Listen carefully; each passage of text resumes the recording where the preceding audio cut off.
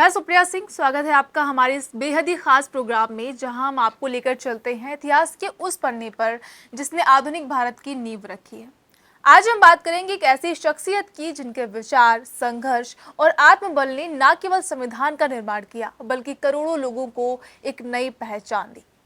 हम बात कर रहे हैं भारत रत्न, संविधान निर्माता, समाज सुधारक डॉक्टर भीमराव अंबेडकर की। उनकी जिंदगी से जुड़े कुछ ऐसे अनसुने किस्से, विचारों की टकराहट और निजी रुचियां जो शायद आपने पहले कभी न सुनी। तो आइए जानते हैं बाबा साहब की उस जीवन यात्रा को जो प्रेरणा का स्रोत है, सूचना की दिशा है और संघर्ष की मिसाल है। इसमें सबसे दिलचस्प बात यह है कि भारत की दो महान शख्सियतों भीमराव अंबेडकर और महात्मा गांधी के बीच कभी नहीं बनी। दोनों महान व्यक्तियों के बीच कई मुलाकातें हुई, लेकिन वो अपने मतभेदों को कभी नहीं बांट पाए। आजादी से 2 दशक पहले अंबेडकर ने अपने आप को अपने अनुयायियों के साथ स्वतंत्रता आंदोलन से अलग कर लिया था। अछूतों के प्रति गांधी के अनुराग और उनकी तरफ से बोलने के उनके दावे को अंबेडकर एक जोड़ तोड़ की रणनीति मानते थे। जब 14 अगस्त 1931 को गांधी से उनकी मुलाकात हुई तो गांधी ने उनसे कहा कि मैं अछूतों की समस्याओं के बारे में तब से सोच रहा हूँ जब आप पैदा भी नहीं हुए थे। मुझे ताज्जुब है कि इसके बावजूद आप मुझे उनका हितैषी क्यों नहीं मानते हैं। धनंजय कीर अंबेडकर की जीवनी doctor Ambedkar life and mission में लिखते हैं कि अंबेडकर ने गांधी से कहा कि अगर आप अछूतों के खैरख्वाह होते तो आपने कांग्रेस का सदस्य होने के लिए खादी शर्ट पहनने की बजाय अस्पृश्यता निवारण को पहली शर्त बनाया होता। किसी भी व्यक्ति को जिसने अपने घर में कम से कम एक अछूत व्यक्ति या महिला को नौकरी नहीं दी हो, या उसने एक अछूत व्यक्ति के पालन पोषण का बीड़ा ना उठाया हो, या उसने कम से कम सप्ताह में एक बार किसी अछूत व्यक्ति के साथ खाना ना खाया हो, तो उसे कांग्रेस का सदस्य बनने की अनुमति नहीं दी जानी चाहिए थी। आपने कभी भी किसी जिला कांग्रेस पार्टी के अध्यक्ष को पार्टी से निष्कासित नहीं किया जो मंदिरों में अछूतों के प्रवेश का विरोध करते देखे गए।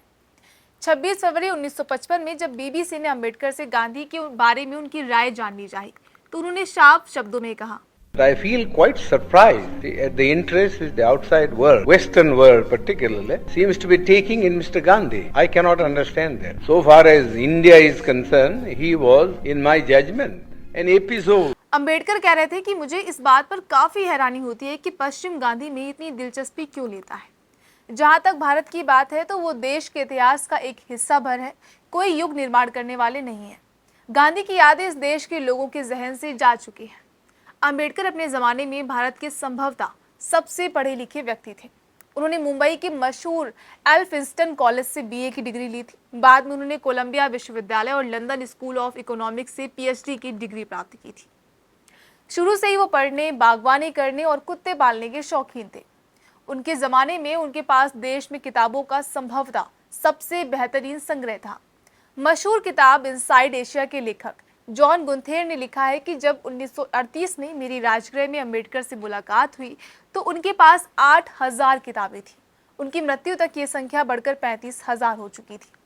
बाबा साहब अंबेडकर के निकट सहयोगी रहे शंकरानंद शास्त्री अपनी किताब my experience and memories of doctor Baba Saheb Ambedkar में लिखते हैं कि मैं रविवार 20 दिसंबर 1944 को दोपहर 1 बजे अंबेडकर से मिलने उनके घर गया था।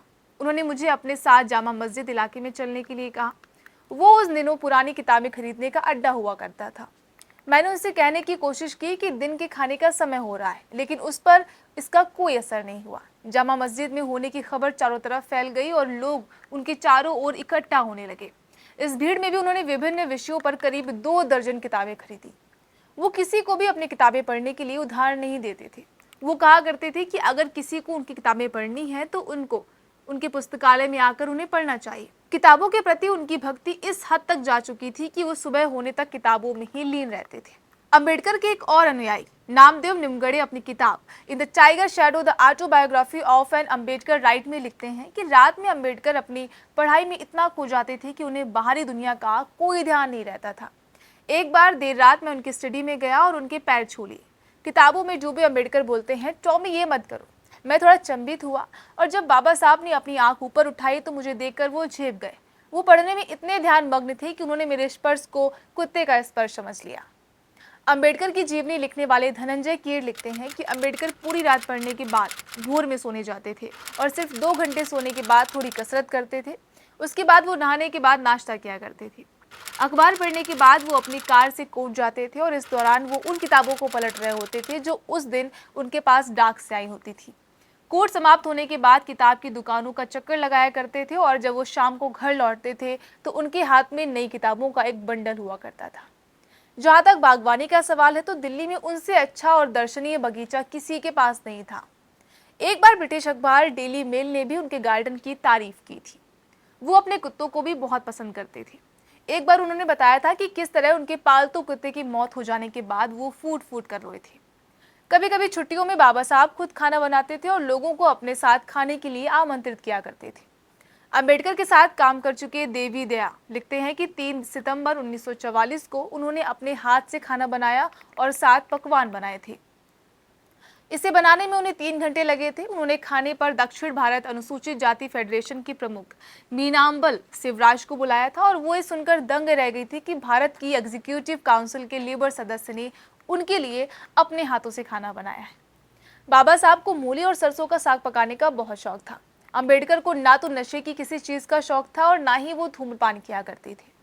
एक बार खांसी हो रही थी तो उन्हें किसी ने पान खाने का सुझाव दिया था। उन्होंने अनुरोध पर पान खाया जरूर, लेकिन अगले ही सेकंड उसे ये कहते हुए थूक दिया कि ये बहुत कड़वा है। वो बहुत साधारण खाना खाते थे। इसमें बाजरे की एक रोटी, थोड़ा चावल, दही और मछली के 3 टुकड़े हुआ करते थे। 31 मार्च 1950 को मशहूर उद्योगपति घनश्याम दास बिरला के बड़े भाई जुगल किशोर बिरला अंबेडकर से मिलने उनके निवास स्थान पर आए। कुछ दिनों पहले ही बाबा साहब ने मद्रास में पीआर की उपस्थिति में हजारों लोगों के सामने भगवत गीता की आलोचना की थी। बाबा साहब के सहयोगी रहे शंकरानंद शास्त्री अपनी किताब my experiences and memories of doctor Baba Saheb Ambedkar में लिखते हैं कि बिरला ने उनसे सवाल किया कि आपने गीता की आलोचना क्यों की, क्योंकि हिंदुओं की सबसे बड़ी धार्मिक किताब है।